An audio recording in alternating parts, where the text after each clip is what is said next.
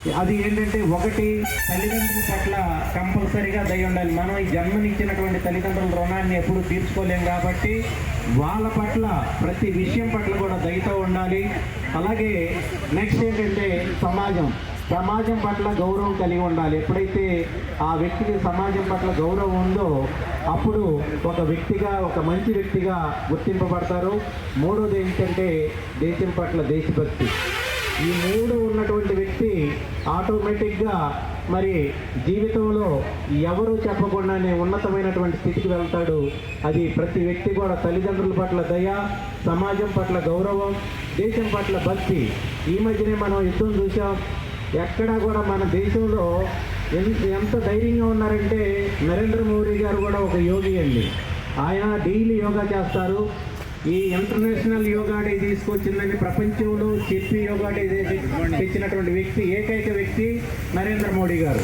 అప్పుడు వరకు అసలు లేదు, యోగా డే అనేది లేదు. మరి ఆయన ఒక యోగి. ఆ యోగి అవటం వల్ల ఎటువంటి భయం లేకుండా ఈజీగా ఎదుర్కొని ప్రపంచాన్ని ఏకతాటిపైకి తీసుకొచ్చి భారతదేశం అంటే ఏంటో చూపించినటువంటి యోగి. అటువంటి యోగులకే ఆ ధైర్యం ఉంటుందండి. మనం వాకింగ్ చేస్తాం, జాగింగ్ చేస్తాం, అలాగే జిమ్ చేస్తాం, వీటిల్లో రావు.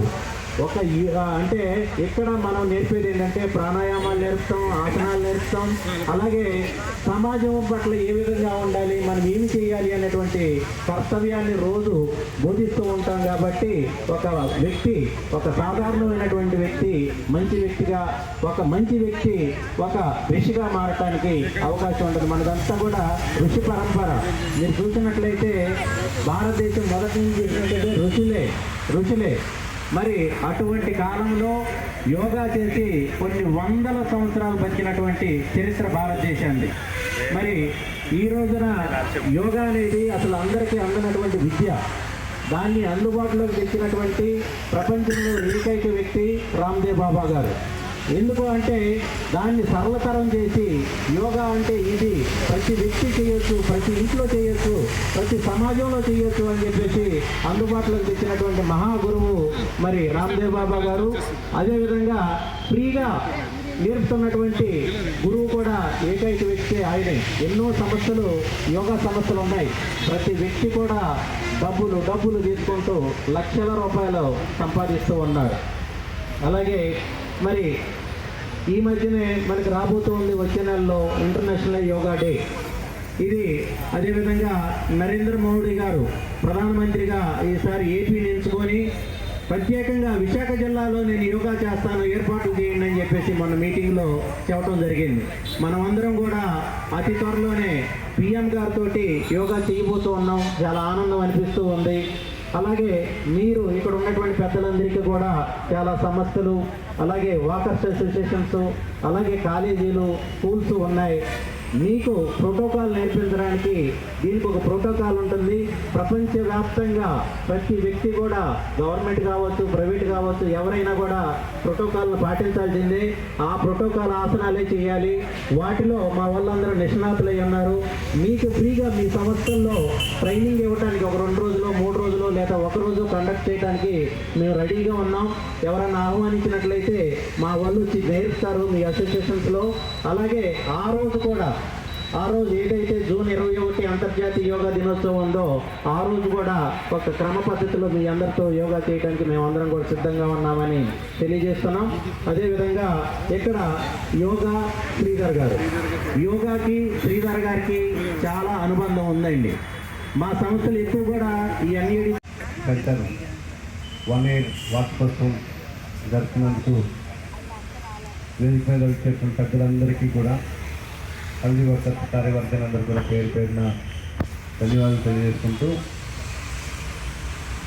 మన ముఖ్యంగా విశాఖపట్నాన్ని ఒక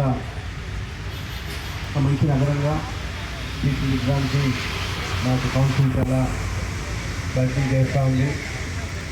మనం 9వ ప్లేస్లో ఉన్నటువంటి భారతదేశంలో 4th ప్లేస్లోకి వచ్చాం. 4th ప్లేస్ నుంచి నెంబర్ 1 స్థానానికి రావడానికి ప్రయత్నం చేస్తున్నాం.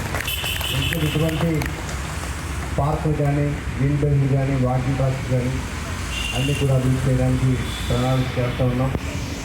మరి ముఖ్యంగా మన 52 వార్డులో సుమారు 20 పార్కులు తయారు చేస్తున్నాం. లలిత డిలైట్, మహిళా వాకింగ్ ట్రాక్.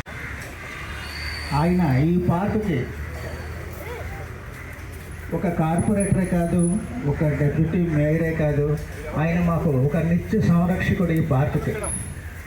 ఈ పార్కులో ఈ క్షణం వరకు మాకు ఏది అవసరమైనా ఏది. లక్ష్మణ గారు, మీ అందరి సహకారం సంకల్పం వల్లే ఇంతమంది ఆరోగ్యమైనటువంటి యోగ బంధువుల్ని కూర్చోగలిగాము. థ్యాంక్స్ సార్, మీ సంకల్పం వల్ల మీరు యోగా చేయగలుగుతున్నాం, ఆరోగ్యంగా ఉండగలుగుతున్నారు sir. Next district cabinet governor అయినటువంటి శ్రీ ద్వారకానాథ్ గారిని కూడా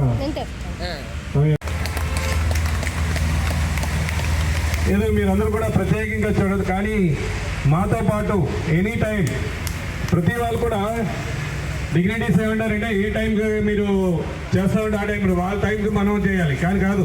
ఇతను మీరు ఏ టైంకి రమ్మంటారో ఆ టైంకే వస్తారు. నేనే వస్తాను, మీ టైం చెప్పండి అనేవారు. అంత చక్కనైనటువంటి వ్యక్తి. మాకు పూర్తిగా ఈ walkers health walkers association 2, 3, 4, 5, 6, 7, 8, 9, 10. Release. Wonderful. ఆయన కొంచెం వెళ్ళండి.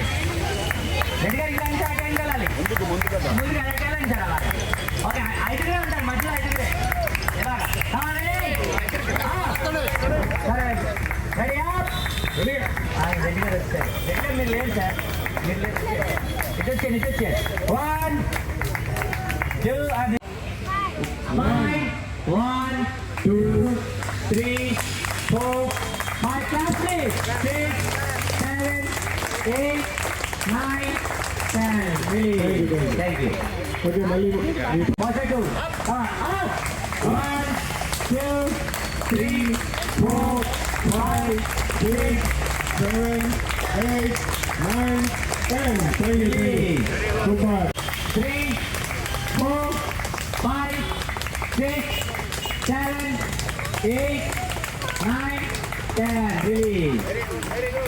5, 6, 7, 8, 9, 10. Release. Thank you. Third pose.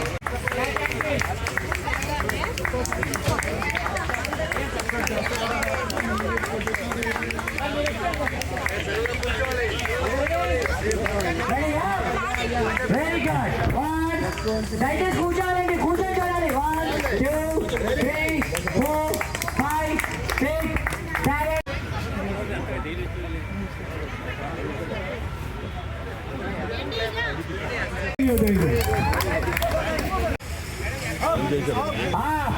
Very good. 1, 2, 3, 4, 5, 6, 7, 8, 9, 10. Release. Okay, go to your place. Second pose. 2, 3, 4, 5, 6, 7, 8, 9, 10. Thank you, ma. Okay, sir. 7, 8, 9, 10. Thank you. Good.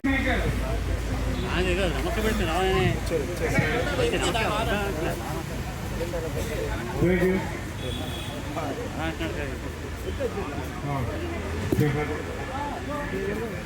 Okay.